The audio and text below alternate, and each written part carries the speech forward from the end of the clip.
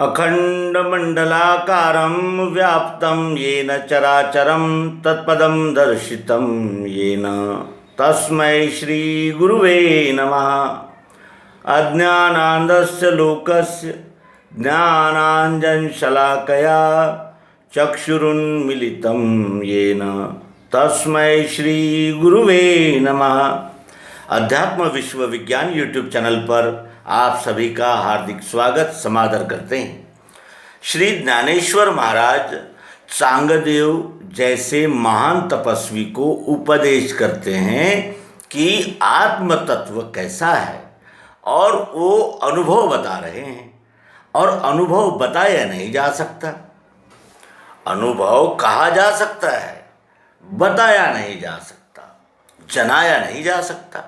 क्योंकि जख्म मुझे हुआ है, दर्द कैसा है, ऐसा पूछने पर मैं कहूँगा कि बहुत है, बहुत दर्द है। बहुत कितना, कैसा दर्द है, शूल उठते हैं कि अंगार होती है, आग होती है, कैसा है तुझे दुख, नहीं बता पाएंगे हम। और अनुभव शब्दों में बताने का प्रयास श्री ज्ञानेश्वर महाराज कर रहे हैं। इस बात को हमने विशेष रूप से ध्यान में रखना चाहिए।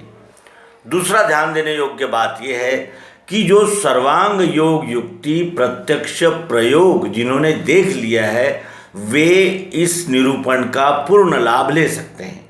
क्योंकि जो वस्तु हमने देखी है उसके वर्णन को हम तुरंत आकलन कर पाते हैं। जैसे हमने कोई स्टैचू देखा, हमने झांसी वाली रानी का स्टैचू देखा।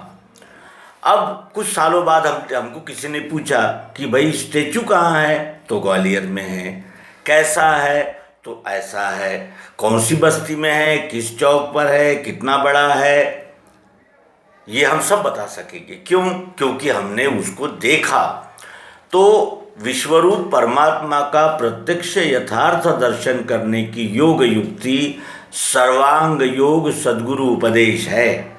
इसीलिए सर्वांग योग नामक एपिसोड्स जो हमने प्रस्तुत किए हैं उसका यदि आपने विशेष रूप से ध्यानपूर्वक अगर आकलन और अवलोकन किया है तो आप निश्चय ही चांगदेव 65 के मर्म तक हम सब जा सकते हैं। सर्वांग योग बीज है दिव्य चक्षु का, और दिव्य चक्षु के बगैर ये परमात्मा, ये विश्वरूप परमात्मा, ये विधाता, ये विश्वनियंता नहीं दिख सकता। और इसका परिचय प्राप्त किए बगैर हम उससे संबंध भी नहीं रख सकते किसी भी।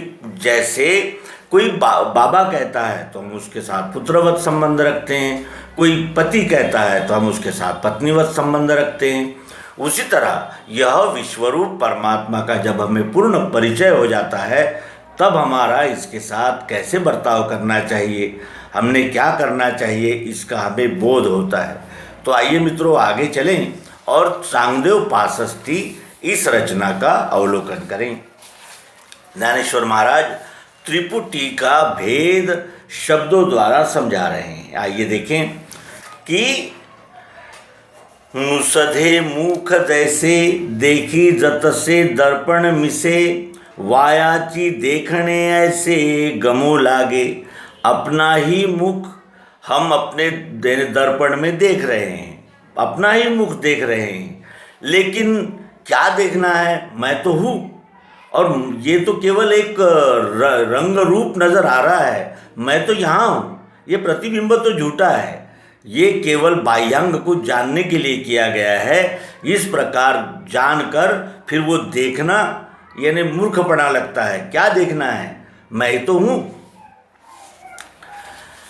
तैसे न वचता भेदा संवित्ति गमे त्रिधा, हेची जाने प्रसिद्धा उपपत्तिया। तैसे न वचती भेदा, उसी तरह न यानी भेदा भेद न यानी दिखते हुए न रहते हुए, संवित्ति गमे त्रिधा, संवित्ति यानी आत्मरूप 3 प्रकार से जानने में आता है। त्रिपुटी के द्वारा उसे जाना जाता है। हे चिदाने प्रसिद्धा उपपत्तिया, यही प्रसिद्ध उपपत्ति है कि वस्तु को जानने के लिए त्रिपुटी के द्वारा विश्लेषण की पद्धति से जाना जाता है। दृश्याचा जो उभारा तेची दृष्टत्व होय संसारा, या दोही माझिला अंतरा दृष्टी पंगु होय। दृश्याचा जो उभारा, ये जो दृश्य एकाएक यानी संपूर्ण सृष्टि के रूप में प्रकट है, और वही संसार के रूप में, यानी ये दृश्य दृष्टा यानी दृष्टत्व होकर क्या दिख रहा है, तो अपने जैसे सर्वांग योग में कहा गया है कि मिठास को हुई इच्छा देखो निज स्वरूप में, तो क्या देख सकती है नेत्रों से निज रूप को। होते ही वृत्ति नेत्रों से देखना निज रूप, तो दिखेगा विश्व ये सारा।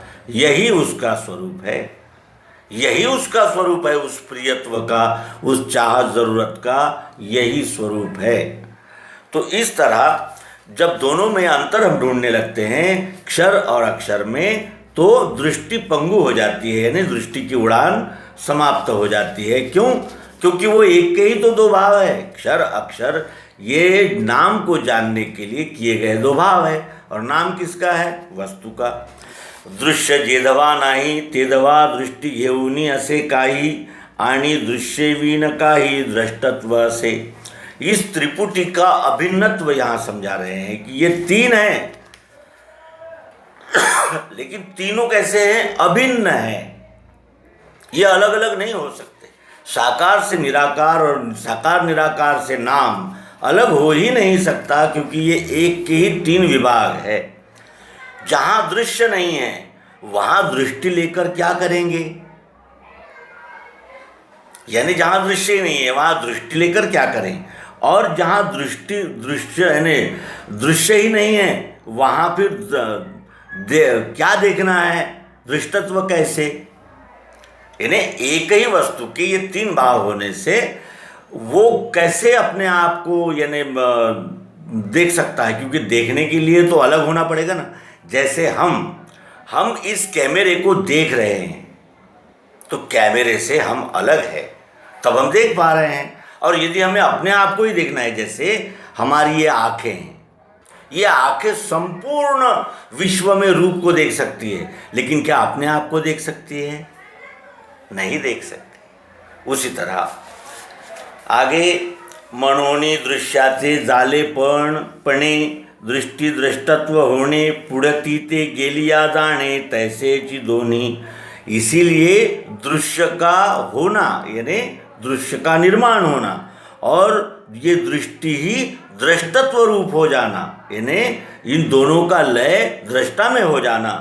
पुढती ते गेलिया जाणे तैसेची दोन्ही, यानी आगे चलकर जब वो दोनों यानी ये तीनों जब वस्तु में विलीन हो जाते हैं, तो वो एक ही हो जाते हैं। एवं एकची झाली ती होती, तिन्ही गेलिया एकची व्यक्ती, तरी तिन्ही भ्रांती एकपणे साथ। एवं आणि एकची झाली ती होती, एक ही तीन हो जाती है।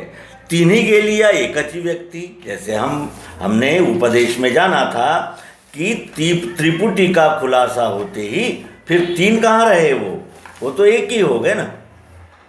जैसे इसको देखें हम कि ये जब यानी इस वस्तु को जानने के लिए हमने इसमें तीन विभाग किए। एक किया है दृश्य, एक किया है दर्शन, और एक देखने वाला। ये तीन प्रकार की वस्तुएं एक वस्तु को देखने के लिए की।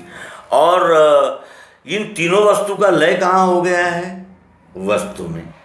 यानी देखना, देखने वाला, और जो दिखता है वो क्या है? अपने आप को जानना है, अपने आप ना आत्म तत्व को जानने के लिए ये त्रिपुटी है। तो इसीलिए यहाँ कहते हैं कि एवं एकची झाली ती होती, तिन्ही गेलिया एकची व्यक्ति, तरी तिन्ही भ्रांती एकपण साथ। तो तीनों क्या है? तीनों यानी त्रिपुटी क्या है? भास है, भ्रांति है। दर्पणाच्या आधी शेखी, मुख असतची असे मुखी, माझी दर्पण अवलोकी आन काही होय। दर्पणाच्या आधी शेखी, जो दर्पण है, जो आईना है उसके पहले भी और बाद में भी हमारा मुख है और दिख रहा है। यानी दर्पण केवल माध्यम बना है देखने का, हम तो वैसे ही है ही। हमारा मुख तो वहाँ दिख रहा है तब भी है, और वहाँ का आईना हटा दिया जाए तो भी है ही। माझी दर्पण अवलोकी आन काय होए। केवल दर्पण में ही हमने अपना मुख देखा, और क्या हुआ? कुछ बदलाव नहीं हुआ। क्यों? क्योंकि हम ही तो है। दर्पण ये निमित्त है अपने आप को जानने के लिए, यानी रंग रूप को देखने के लिए। पुढ़े देखीजे तेणे बगे, देखते ऐसे गमो लागे, परिदृष्टि ते वाऊगे झकवीत असे। पुढ़े यानी आगे देखना जो है वो कैसा है? तो ऐसा लगता है कि हम कुछ देख रहे हैं, लेकिन जो यहाँ है वही तो यहाँ है, वही ये है यहाँ है, वही यहाँ है, वही यहाँ है। यानी एक ही तत्व जो है अनेक विभागों में खुल जाने से हमें ऐसा लगता है कि हम देख रहे हैं, लेकिन क्या देख रहे हैं? तो अपने आप को ही देख रहे हैं। आत्म तत्व अपने आप को ही देखता है और जीव बाहर दौड़ता है, इसलिए इसी एक तत्व में अनेकत्व देखता है। परिदृष्टि ते वाऊगे झकवीता से, इसीलिए वो दृष्टि को यानी चमत्कृत करता है, चकाता है वो, क्योंकि वो एक ही है, आत्म तत्व है, और त्रिपुटी के द्वारा वो यानी संभ्रम में डाल देता है। मनोनी दृश्याचिये वेळे, दृश्य दृष्टत्वा वेगळे, वस्तु मात्र निहाळे आपणा पाशी। अब उसे गुरु मंत्र दे रहे हैं कि इसीलिए जब दृश्य का संबंध आए तो दृश्य और दृष्टत्व इसके अलग होकर, यानी दृष्टा होकर, साक्षी होकर, वस्तु मात्र निहारे, जब हम साक्षी होकर इस विश्वरूप जगत रूप इस व्यवहार की ओर देखते हैं तभी अपने आप को जान पाते हैं। इन्हें वस्तु रूप होकर ही वस्तु के विलास को देखना होगा, तब इस आत्म तत्व को हम जान पाएंगे। वाद्य जाते वीण ध्वनि, काष्ठ जाते वीण वन्नी, तैसे विशेष ग्रासुनी स्वयंची असे। वाद्य जाते वीण ध्वनि, वाद्य के बगैर ध्वनि, वाद्य के बगैर ध्वनि नहीं आ सकता। वाद्य होगा तभी ध्वनि निकलेगा, वाद्य में ध्वनि है। काष्ठ जाते वीण वन्नी, लकड़ी में अग्नि है, लकड़ी में अग्नि है। काष्ठ वाद्य जाते वीण ध्वनि, काष्ठ जाते वीण वन्नी, तैसे विशेष ग्रासुनी। उसी तरह जैसे वाद्य में ध्वनि है, लकड़ी में अग्नि है, उसी तरह अब यानी विशेष ग्रास करके, यानी विशेष रूप से लय करके स्वयं चीय से, वह स्वयं ईश्वर परमात्मा है। जैसे वाद्य में ध्वनि है और लकड़ी में अग्नि है, सुप्त है, लय को यानी विलीन है, एक रूप है, इसीलिए वो दिख नहीं रहा लेकिन वो है। जे म्हणता नये काही, जाणू नये कैसे ही, असत चिय से पाही असणे जया। जिसे नहीं है ऐसा भी नहीं कह सकते, और जिसे जानना चाहते हैं वो कैसे जाने ये भी नहीं बता सकते, और जो है ही और उसका अस्तित्व कभी नष्ट नहीं हो सकता, क्योंकि आँखों से देखना चाहे दिखेगा विश्व रूप ही। इस तरह ये त्रिपुटीमय है लेकिन वस्तु एक है, इसका ये बोध हो रहा है यहाँ। आपुलिया बुबुड़ा, दृष्टि असोनी अखम डोड़ा, तैसा आत्मज्ञानी दुबड़ा, अज्ञान रूप जो। आपुलिया बुबुड़ा, इस आँखों में बुबुल है, बीच में वो गोटी, और वो है फिर भी ये आँख अंधी है। कैसे? क्योंकि ये सब देख सकती है, अपने आप को नहीं देख सकती। आपुलिया बुबुड़ा, दृष्टि असोनी अखम डोड़ा, तैसा आत्मज्ञानी दुबड़ा। उसी तरह वो आत्मज्ञानी असमर्थ है, ज्ञान रूप जो ज्ञान रूप ही हो गया है वो ही इसका अनुभव ले सकता है। आत्मज्ञानी हूँ ये कहने वाला वहाँ यानी असफल हो जाता है। जो ज्ञान रूप है वही ये त्रिपुटी का ग्रास करके वस्तु रूप से साक्षी भाव में स्थित हो सकता है और आत्मानंद को ले सकता है। जे जाणने की ठाई नेणने कीर नाही, परी जाणने म्हणून याही जाणने कैसे। अब यहाँ वो एकत्व का वर्णन करना चाह रहे हैं शब्दों में। हमने पूर्व में ही कहा कि अनुभव शब्दों में नहीं दिया जा सकता लेकिन कहा जा सकता है। इसी तरह वो देखिए अब कहने में कितना वो यानी अटपटापन हो गया है कि जे जानने की ठाई, क्योंकि वो स्वयं ही ज्ञात रूप है, वो स्वयं ही दृष्टा है, स्वयंभू है। नेनने कीर नाही यानी अन्य कुछ यानी नहीं जानता ऐसा कुछ है ही नहीं, क्योंकि वस्तु जो है वो स्वयं सिद्ध है, वो अपने आप को जानती है। परी जानने म्हणून याही जानने कैसे, फिर भी अगर जानता ही हुआ जानता हूँ ऐसा अगर कहा तो जानना क्या है, क्योंकि जानने के लिए तो परायापन आवश्यक है ना, वो है ही नहीं क्योंकि वो स्वयं सिद्ध स्वयंभू है। या लागी मौनेची बोली जे, इसीलिए मौन से ही बातचीत करना है। काही न होनी सर्व होई जे, कुछ भी सीमाबद्ध पिंड रूप व्यष्टि रूप न होते हुए सब कुछ हुआ जा सकता है। यानी अपने आप को उपाधियों में जकड़ लेने से हम उस उपाधि से बद्ध हो जाते हैं, लेकिन उन उपाधियों का त्याग करते ही कर्तृत्व का अभिमान और कर्म फलाशक्ति त्यागते ही काही न होनी सर्व होइए, कुछ एक न होकर सब हो जाइए। नवता लाहिजे काहीच नहीं, और जब नहीं होते हैं तो कुछ भी नहीं, यानी विलय हो जाता है। आत्म रूप में जानत तुम ही हो ही जाई। नाना बोधाचिये सोयरिके, साच पण जेणे एके, नाना कल्लोळ माळी के पानी जेवी। जैसे पानी नाना प्रकार का कलकल ऐसा ध्वनि करता है, क्यों?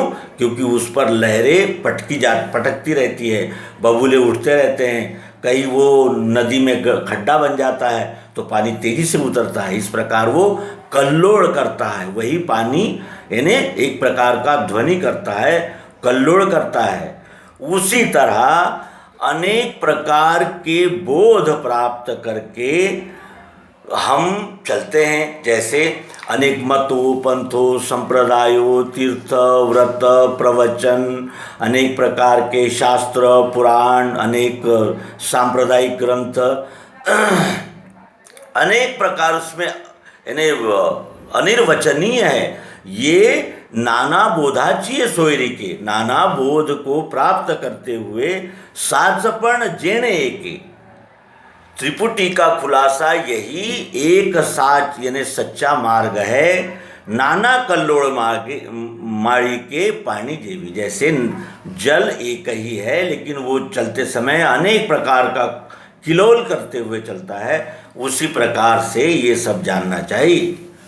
जे देखी जते वीण एकले देखते पण, हे असो आपणी आपण चीजे। हम ही हैं, हम ही अपने आप को जान रहे हैं, और अपने आप को जानने की इच्छा होते ही फिर ये संपूर्ण दृश्य स्वरूप सामने आ जाता है, क्योंकि यही तो अपना स्वरूप है, विश्व ही अपना स्वरूप है। इसीलिए इसमें क्या देखें, कौन देख रहा है और देखने की क्रिया क्या है, क्योंकि त्रिपुटी एक ही तो वस्तु में है और ओतप्रोत व्याप्त है। जे कोणाचे नवतेनी असणे, जे कोणचे नवता दिसणे, कोणाचे नवता भोगणे केवळ जो। केवल वो एक ही है, अब वो दूसरा कुछ है नहीं, तो वो किसका भोग करेगा, किसका क्या देखेगा, किसको देखेगा, क्योंकि उसके सिवाय अन्य तो नहीं है, और क्या है उसके बगैर तो कुछ है ही नहीं। इस तरह वो स्वयं सिद्ध है। तया पुत्र तू वटेश्वराचा, रवा जैसा कापुराचा, सांगया मज तुझ आपणयाचा बोल ऐके। हे चांगदेव, प्रेम से ज्ञानेश्वर महाराज उसे सांगया कहते हैं। सांगा, सांगा उसको, उनको उस महान तपस्वी चांगदेव को वटेश चांगा, चांगा वटेश्वर, सांगदेव आदि नामों से पुकारा जाता था। तो यहाँ वो चांगदेव महाराज को ज्ञानेश्वर महाराज कहते हैं कि तू वटेश्वराचा पुत्र आहेस, यानी तू वटेश्वर का पुत्र है, यानी बेटा है, क्योंकि बेटा बाप का ही तो अंश है। रवा जैसा कापुराचा, देखिए यहाँ एकदम परफेक्ट और सरल उदाहरण देकर ज्ञानेश्वर महाराज समझ रहे हैं कि कपूर का ढेला है। क्या ढेला कपूर नहीं है? जो कपूर में है क्या वो उस कपूर के ढेले में नहीं है?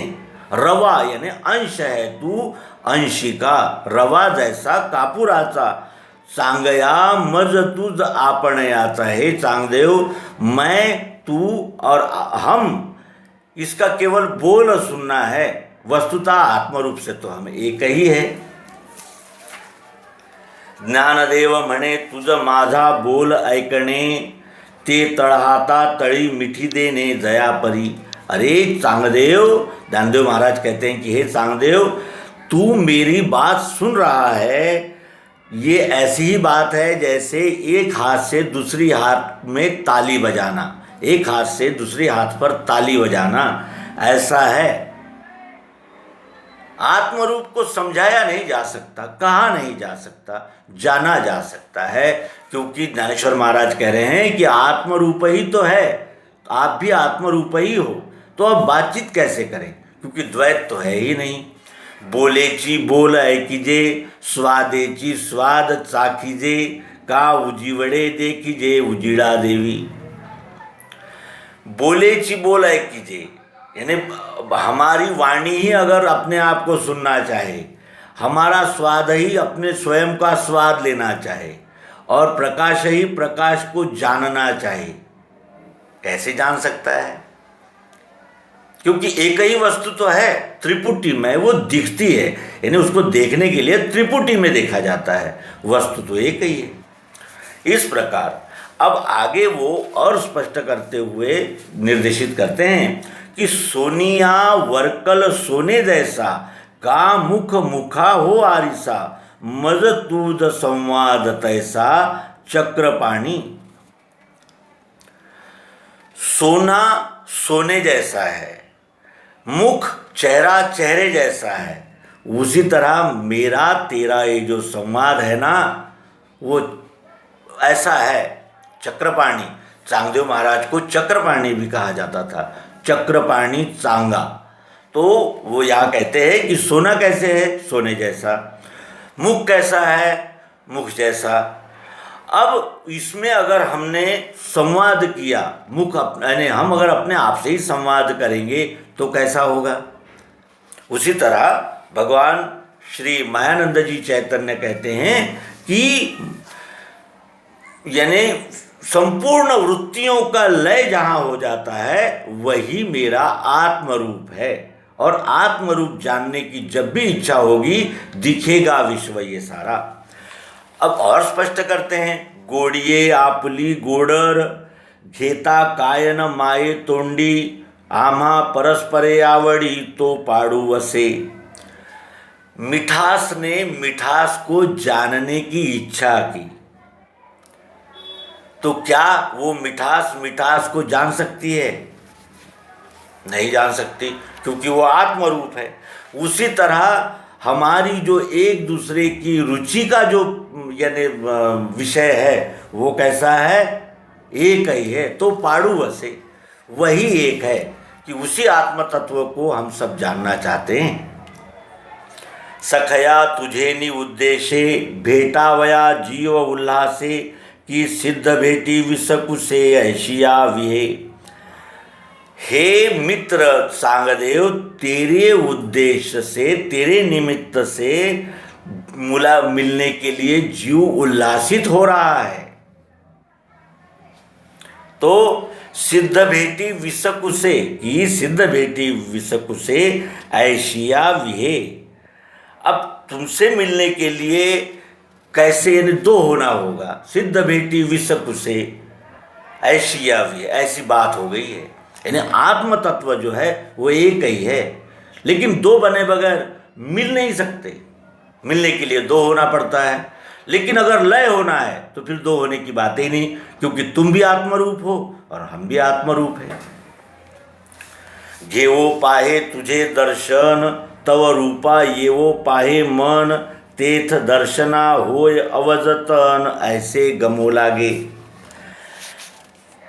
तेरे दर्शन की इच्छा है, तेरे रूप को प्राप्त करने की यानी मनीषा है, मन की इच्छा है, और वहाँ दर्शन के लिए चलते हैं तो अवजतन हो जाता है, यानी हम शेष ही नहीं रहते।